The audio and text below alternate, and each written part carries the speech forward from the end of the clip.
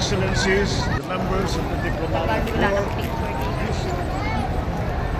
the other honorable members of the Cabinet, the Senate and the House of Representatives who are with us here today, National Historical Commission of the Philippines Chair Nicolano Maciel Jr., Manila City Mayor Hanny Lacuna, of course our First Lady Luisa Araneta Marcos, my fellow workers in government, other distinguished guests, ang aking mga minamahal na kababayan. Magandang araw po sa ating lahat.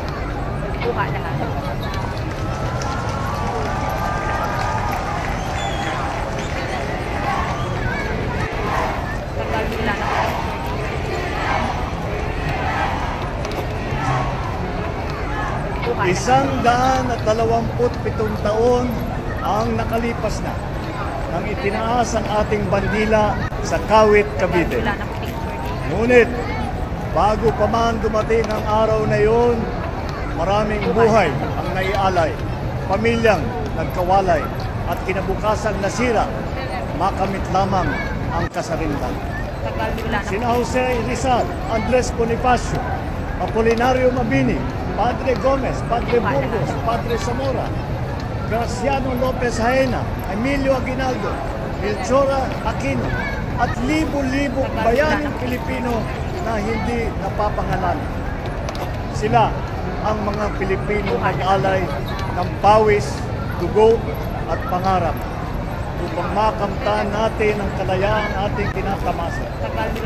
Mula sa kanilang sakripisyo, unti-unting umusbong ang Republika ng Pilipinas. Ngunit, sa batang edad ng kasaysayan ng ating bansa, hinarap natin ang hamon, digmaan pandaigdig, ang krisis, sa langis, globalisasyon. Sa harap ng lahat ng mga hamon na ito, unti-unting lumakas at naging isang ang ating bansa. Pinagtibay ng apoy, ng sakripisyo at ng luha.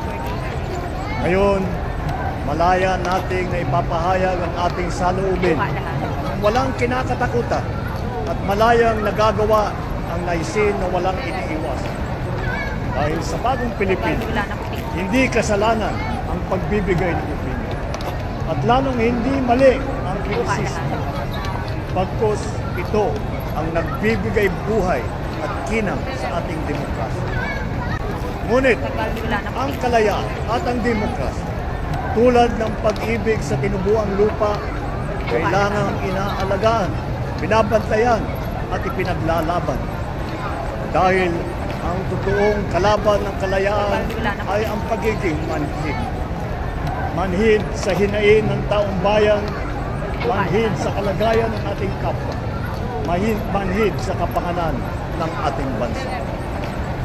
Tayong mga kagawad ng pamahalaan, mga tagapagmana ng kalayaan, huwag nating sayangin ang pagkakataon at tiwalang ipinagkaloob sa atin. Pananagutan, yan ang sigaw ng sambayan.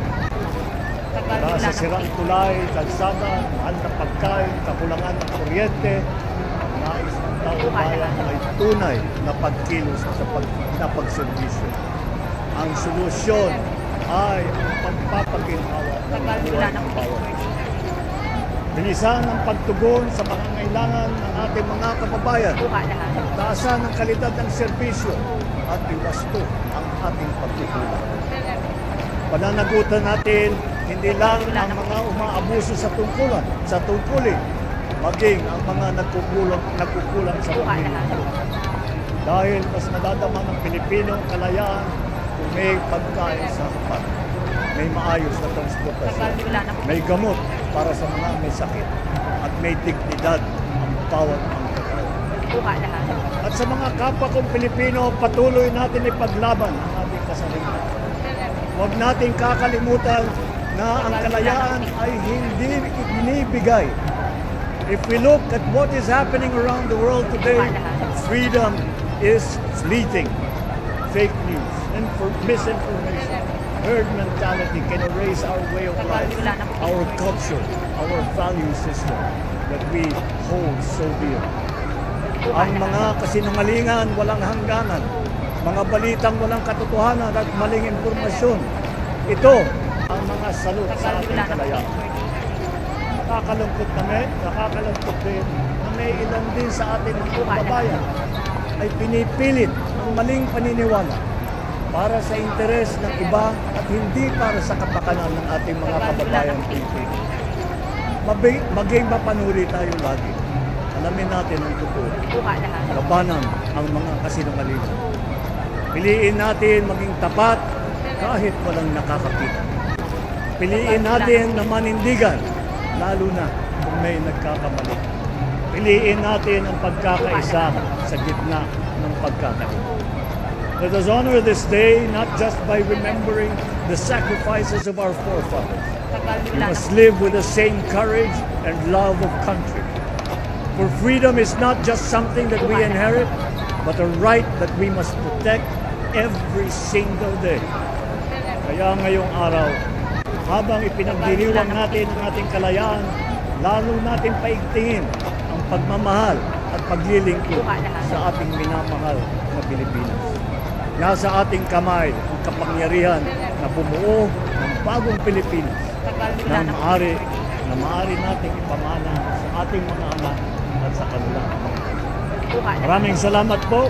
Mabuhay ang ating mga bayani, mabuhay ang sambayanang Pilipinos, at mabuhay ang bagong Pilipinas na ating araw-araw na ipinipili.